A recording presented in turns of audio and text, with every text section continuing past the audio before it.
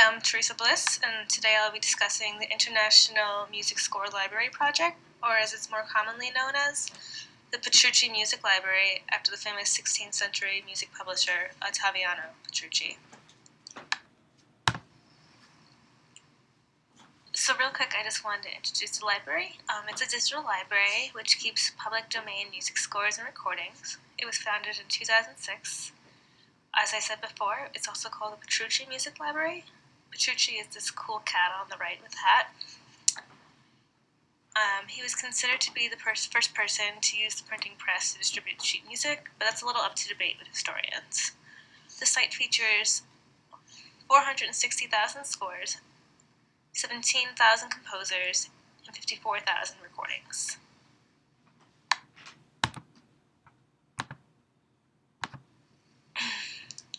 So I want to talk about the appearance and some of the special features of their site.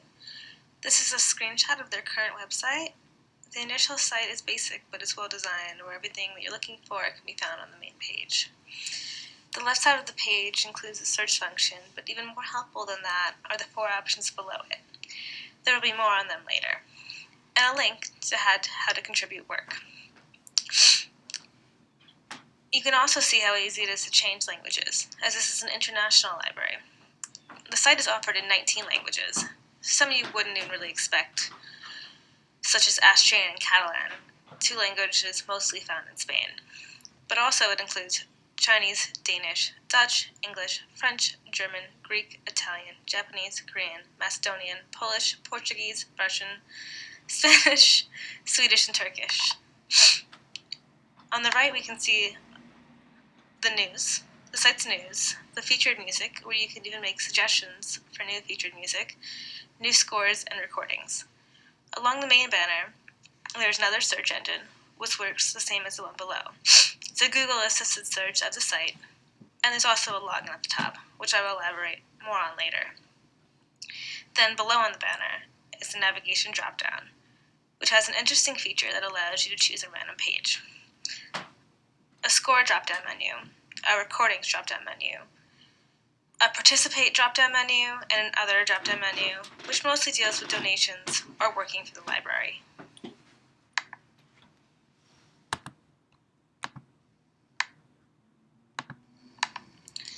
Aside from the random page generator, or the featured music on the right, most of the music is accessed through the search function or the menu below it.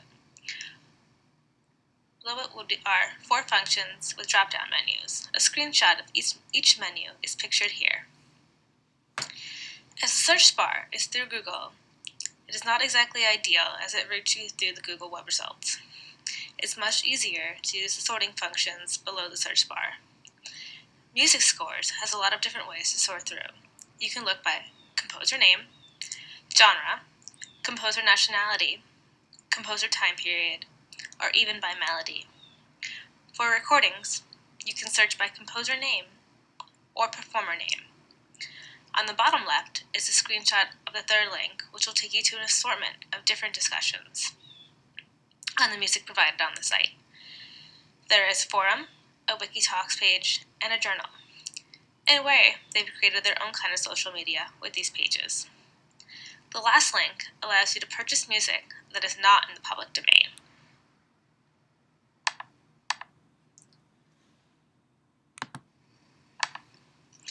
So here we have an example of one of the scores by Bach. It is fairly easy to access using the sorting functions. However, the manner of obtaining the actual scores is not ideal. The bottom is a screenshot where the actual sheet music is obtained from. To get a PDF of the music, the big download arrow on the left must be clicked, which is unideal because, in my opinion, often download arrows look like they give the appearance of viruses and malware. However, if you click on the View section, you can also download the PDF that pops up from there. Overall, it's fairly easy to access the scores.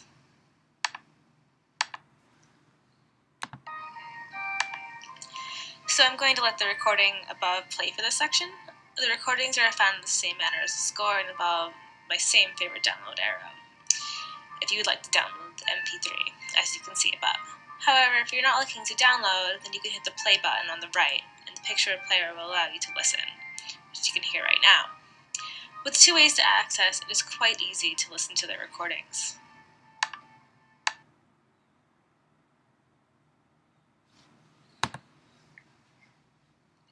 So there are 2 main barriers to access based on financial and copyright reasons. As of 2015, they introduced a subscription service.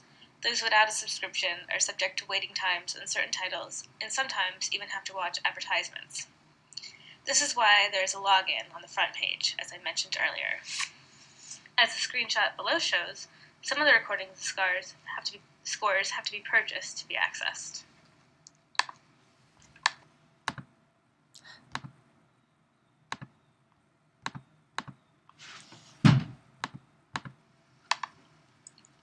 So one of my favorite features of the sites is the discussion board, pictured here, but I feel it is underutilized by the staff and management.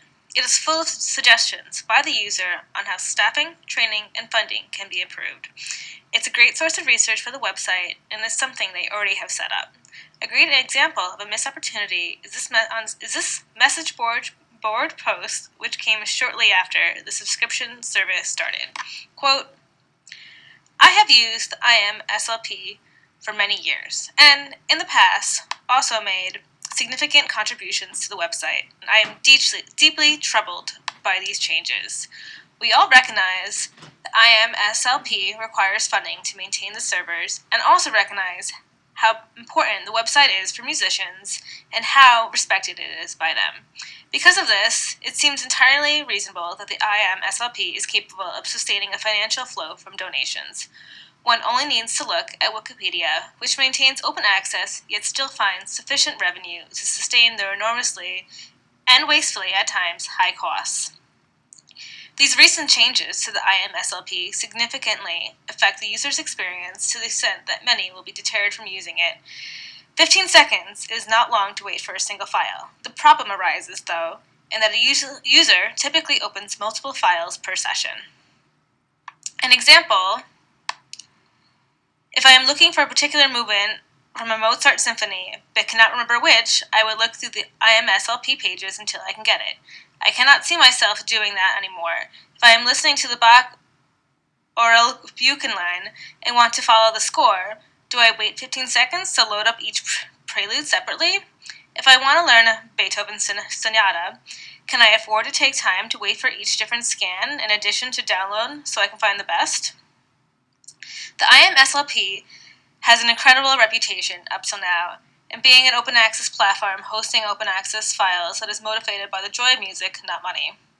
These changes punish every user who does not donate, which will still be a large majority, and damage the reputation of the website. Indeed, waiting for a file is reminiscent of the virus-ridden, advertisement-heavy, illegal download websites of the past.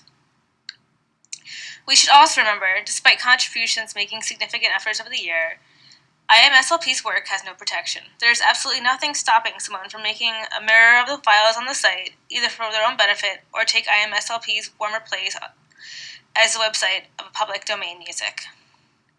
I am surprised and disappointed by these changes, given the focus of IMSLP until now. One might claim that keeping open access to all files is not problematic, but I promise you it is problematic when access is made so frustratingly difficult. In this respect, the website now feels a little different to those websites that copy IMSLP's work and attempt to charge users for it. I urge you to reconsider these changes. There is an obvious and generous audience prepared to make donations, but not if IMSLP changes from an open provider of public domain music to a subscription-based provider. Users should be encouraged to donate by being reminded of the work of IMSLP's contributors, not by being forced to do so. End quote. And I would just strongly suggest they utilize this amazing resource they already have. They already have so many suggestions on all the aspects. They can reach out to the management can reach out to this community for suggestions, and they can also adapt the helpful suggestions that have already been given.